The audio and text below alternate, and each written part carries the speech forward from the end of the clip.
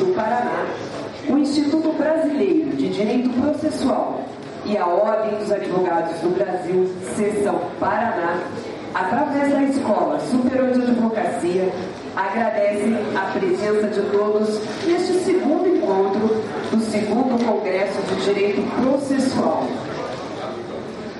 Gostaríamos de lembrar que ao final deste evento haverá o sorteio de uma pós-graduação na Uninter e os participantes devem então se inscrever para participar no próprio estande da Uninter. Também gostaríamos de salientar que a doutora Tereza Arruda Alvim Vambier estará autografando no estande da Juruá suas obras logo após a palestra. E para iniciarmos os trabalhos desta manhã, convidamos a doutora Carolina Uzeda, que vai explanar sobre o tema Projeto Mulheres no Processo Civil. Doutora Carolina é advogada, mestranda em Direito Processual Civil pela Pontifícia Universidade Católica de São Paulo, especialista em Direito Processual Civil pela Pontifícia Universidade Católica do Rio de Janeiro e em Direito Civil e Processual Civil pela Universidade Estácio de Sá do Rio de Janeiro. Por gentileza, doutora, com a palavra. Alô, oi, obrigada, bom dia.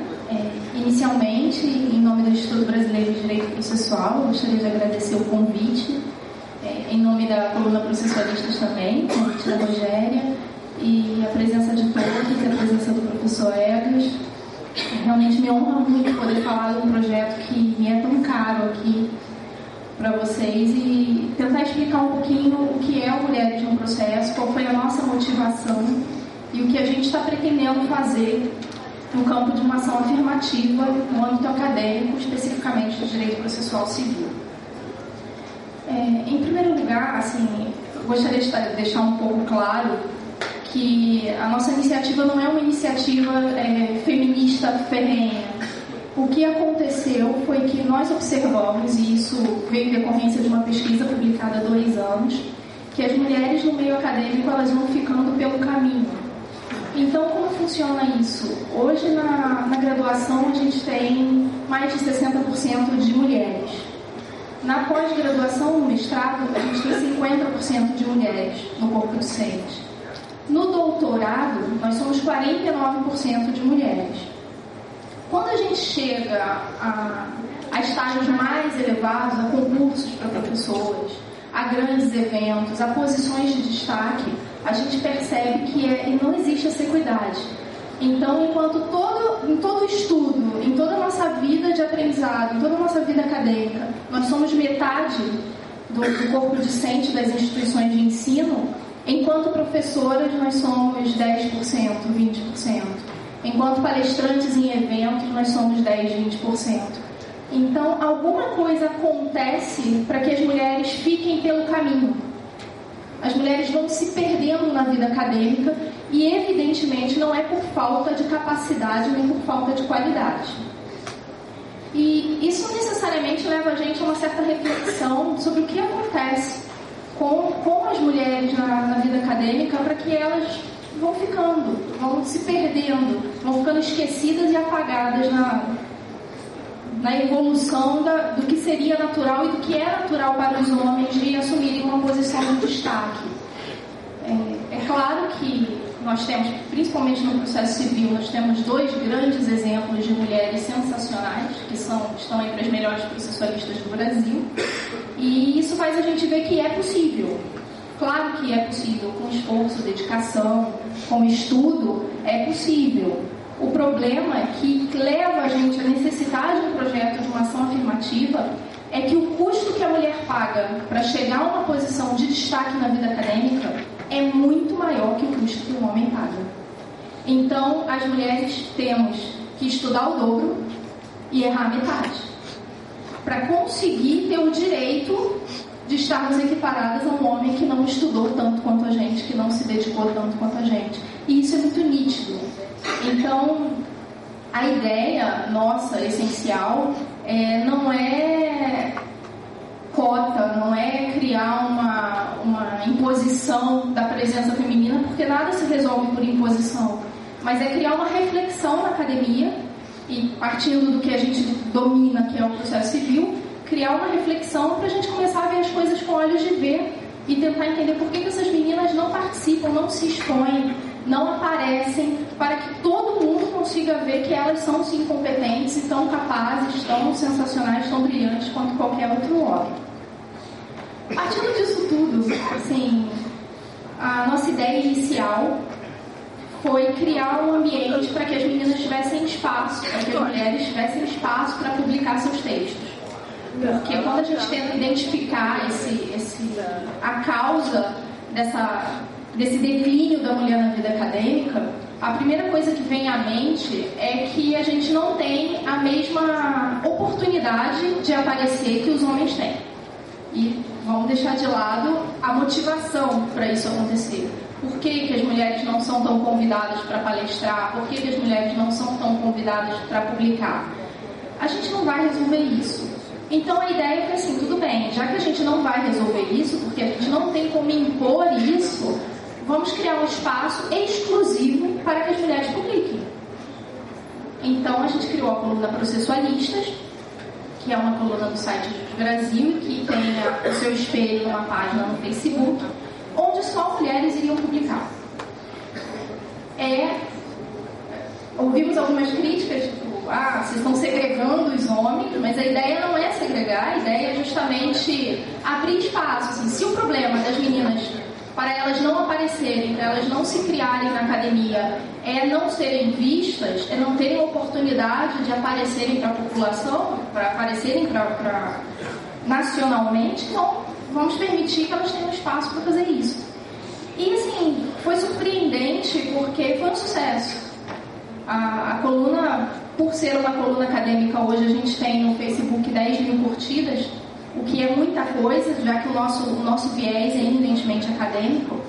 E foi um sucesso tão grande que eu posso dizer assim, que eu consegui o objetivo que eu tive quando eu criei a coluna, que o Instituto Brasileiro de Direito Processual também percebeu essa situação e encampou a ideia e criou o projeto Mulheres no Processo Civil.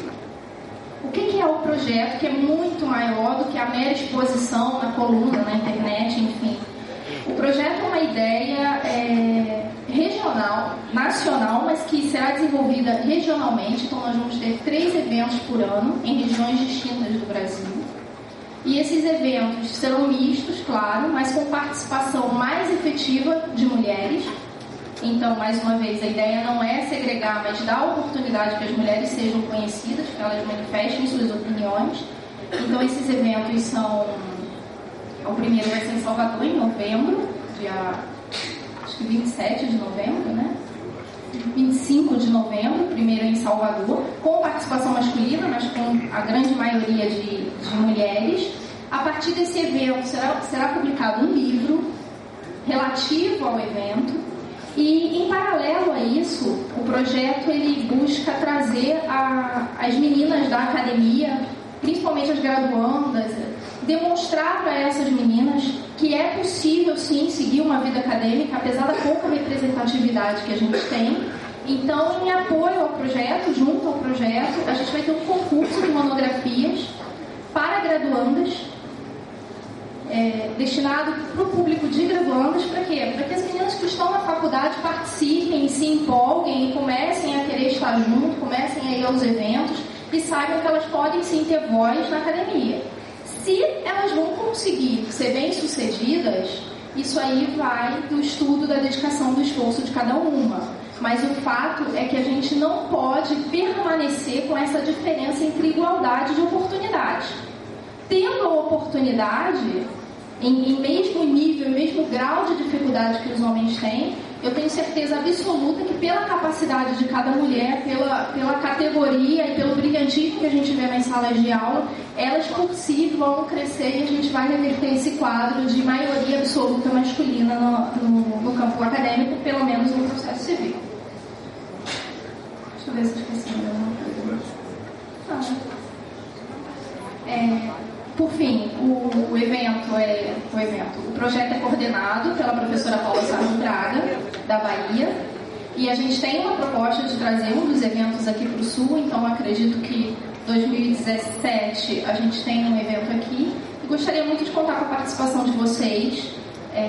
Podem consultar maiores informações no site do Instituto Brasileiro de Direito Processual, na nossa página no Facebook, que é Processualistas, só Processualistas.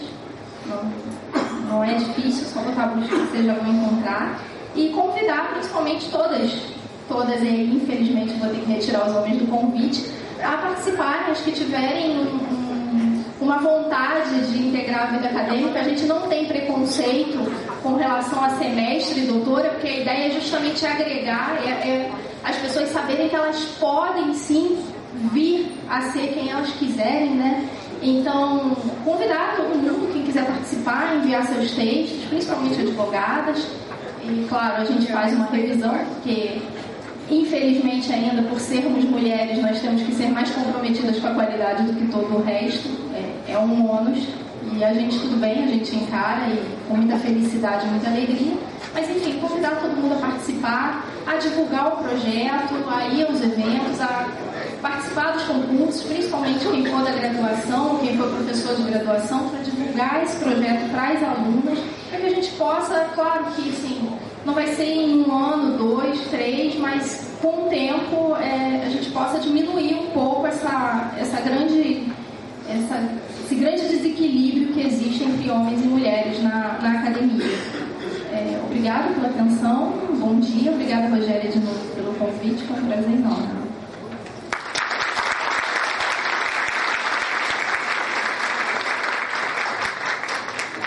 Agradecemos pela exposição e convido a doutora Adriana Dávila Oliveira para fazer a entrega do certificado à doutora Carolina.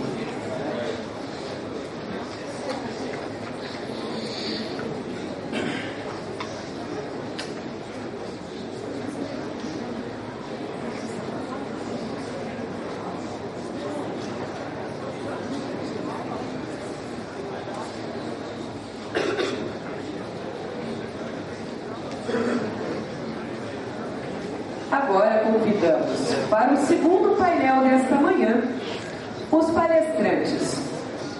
Professor Daniel Mitidiero,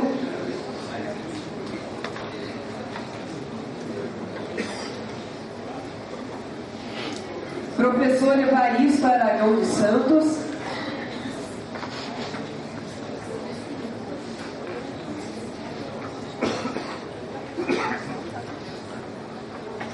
professor Ney José de Freitas,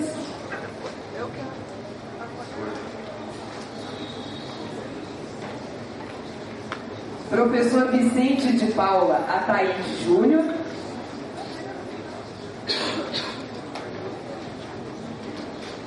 professor William Soares Pugliese.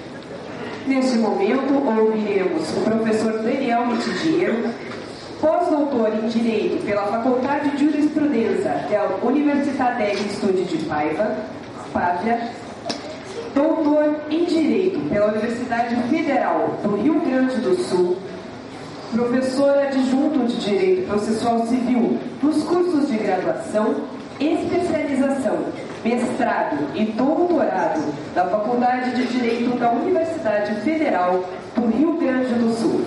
Por gentileza, doutor Daniel, com a palavra. Então, eu vou iniciar dando muito bom dia a todos. Quero dizer que é uma grande alegria para mim estar aqui em Curitiba. Eu não exagero ao dizer que eu me sinto verdadeiramente em casa aqui, não só porque tenho muitos amigos aqui e já há muito tempo venho para cá, como eu venho praticamente toda semana para Curitiba por conta também de afazeres que as minhas amizades acabaram acarretando aqui. Uma das grandes amizades que eu tenho é o professor Sérgio Cruzariati, e em decorrência dele, em decorrência da nossa amizade, eu acabei ouvindo muito pouco o professor Alcides. Mas eu tenho duas passagens que eu me lembro do professor Alcides, e eu vou contar muito brevemente, que me deixaram muito tocados.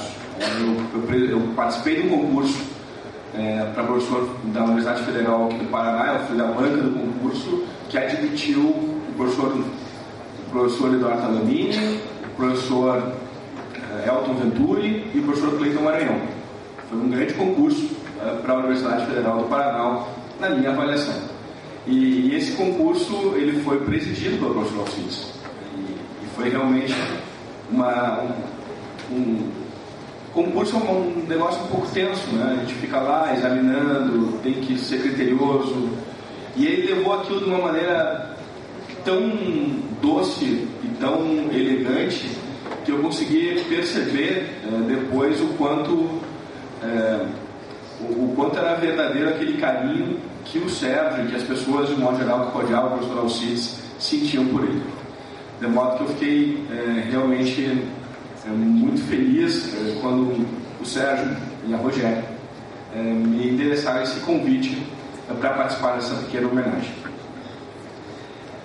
Em segundo lugar, eu também não posso deixar de mencionar aqui, já que estou aqui, fazer uma pequena homenagem também ao decano dos processualistas do Paraná, sem dúvida alguma, um dos grandes processualistas do nosso país, o professor Ernesto Muniz de Aragão, que aqui se encontra. Eu quero dizer que conta com a minha profunda admiração. Eu gosto muitíssimo dos seus comentários. Toda vez que tenho dúvidas sobre atos, novidades, eu sempre abro seus trabalhos com mais profunda alegria de perceber o quanto o direito processual civil brasileiro conseguiu evoluir. Nós somos uma ciência jovem, o processo civil tem pouquíssimo tempo entre nós, 60, 70 anos, desde o ponto de vista europeu, 100 e poucos anos, e nós conseguimos nos apropriar de um caldo de cultura e desse caldo de cultura realmente desenvolver temas.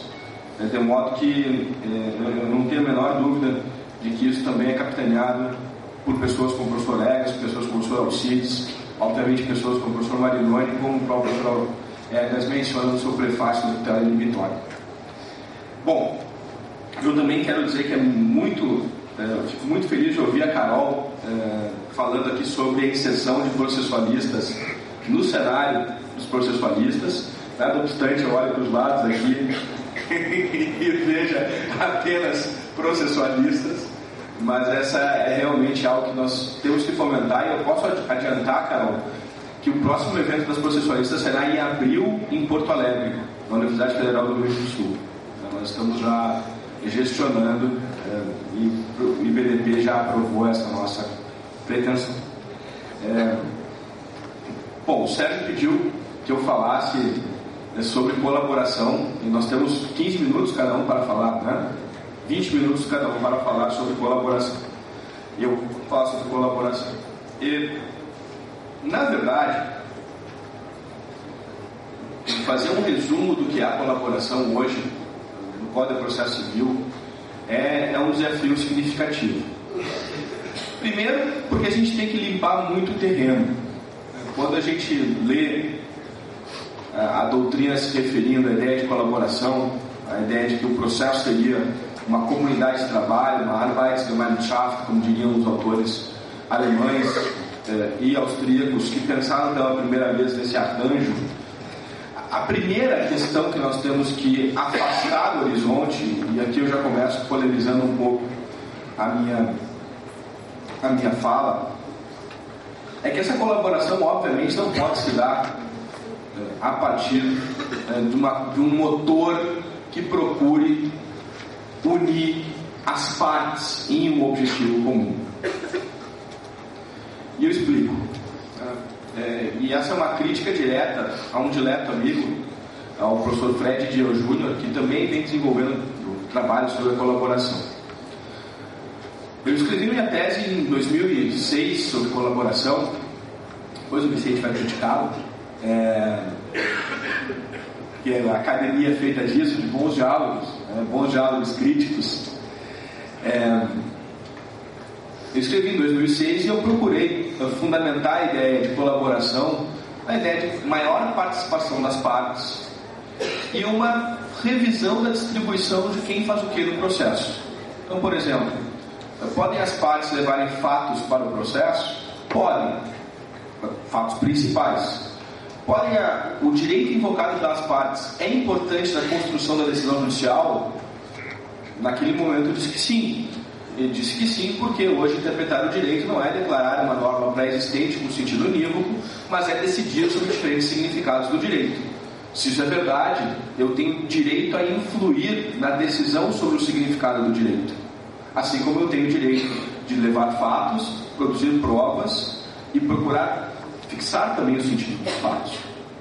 O juiz é responsável apenas pelo aporte do material jurídico para o processo, como tradicionalmente nós trabalhamos, Iura Nov Curia, Mihi Factum. Certamente é responsável pelo aporte do material jurídico para o processo. Mas, para além disso, ele também pode ter iniciativas no campo fático e no campo probatório.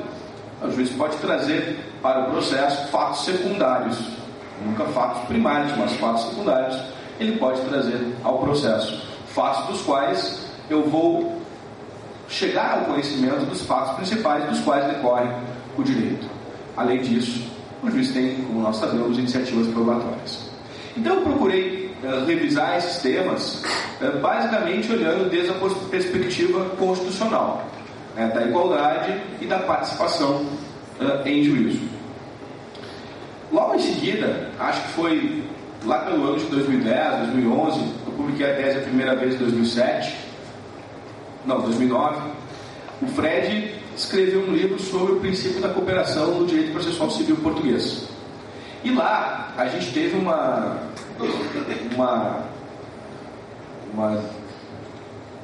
briguinha, uma rixinha teórica que vai dar uma solução diferente justamente para esse ponto. As partes colaboram ou não colaboram entre si? E o que significa hoje o que as partes vêm fazendo em juízo e podem fazer em juízo, talvez customizando o procedimento, talvez adaptando o procedimento. Bom, como sempre, essas distinções, elas decorrem dos fundamentos. Eu parto de lugares diferentes e eu chego a lugares diferentes. Eu partia da ideia de participação e igualdade. Onde é que partiu o Fred? O Fred, ele partiu da ideia de boa-fé. De boa-fé no processo. E ele diz o seguinte: assim como no plano do direito material, os deveres anexos, oriundos da ideia de boa-fé objetiva, são deveres que são pensados na perspectiva dos dois participantes do processo, do processo obrigacional aqui. Também no processo judicial eu vou ter essa mesma perspectiva e a boa-fé participará com os mesmos influxos. A boa-fé vai determinar que eu tenha uma cooperação entre as partes. E eu parei para pensar aí. Eu digo, não, vamos com calma. E antes de a gente ir com calma, vejam que não é por acaso que no Código de Processo Civil atual se fala em colaboração entre as partes, no artigo 6º, mas também se fala no artigo 5º e, portanto, no artigo anterior, em boa-fé, a sugerir uma certa ligação, que existe ligação dos temas, é evidente, mas uma certa ligação desde o ponto de vista radical. Bom, qual é o problema aqui? E aqui eu também vou evocar um conhecidíssimo mestre e um velho mestre da civilística nacional. Quando o professor Clóvis do Couto Silva escreve A Obrigação como Processo e pela primeira vez começa a trazer essas ideias sobre boa-fé objetiva, sobre deveres laterais, ele inicia a obrigação do processo com uma frase que me parece que o Fred esqueceu. E que frase é essa? A frase é a seguinte: o adimplemento polariza e atrai todos os esforços daquelas pessoas que participam do processo obrigacional. O adimplemento é o fim da obrigação. E quando o professor Clóvis vai desenvolver esse tema, um parágrafo adiante, ele vai observar que o que está por debaixo disso é que quando eu contraio uma obrigação pupuquina, me permita chamá-lo assim, num sábado pela manhã, sem gravata, quando eu contraio uma obrigação com a Rogéria, na verdade o que eu estou fazendo eu quero um toma lá da cá. Eu quero algo e ela quer algo também. E nós dois queremos algo. E por isso nós celebramos uma obrigação. Para usar a linguagem técnica, nós temos interesses convergentes. Nós queremos a mesma coisa. Nós temos interesses convergentes. E essa é a razão pela qual eu tenho que viabilizar que o Alter consiga levar adiante as suas prestações. E por isso eu tenho deveres de informação, por isso eu tenho deveres de auxílio, por isso eu tenho deveres de colaboração em sentido amplo. O campo do processo é um campo que trabalha não no plano dos interesses convergentes. Pelo contrário, o campo do processo é um campo que trabalha com os interesses divergentes, e é natural que assim o seja. Eu vou para o processo não para colaborar com o réu, eu, autor. Nem o réu vai para o processo para colaborar comigo.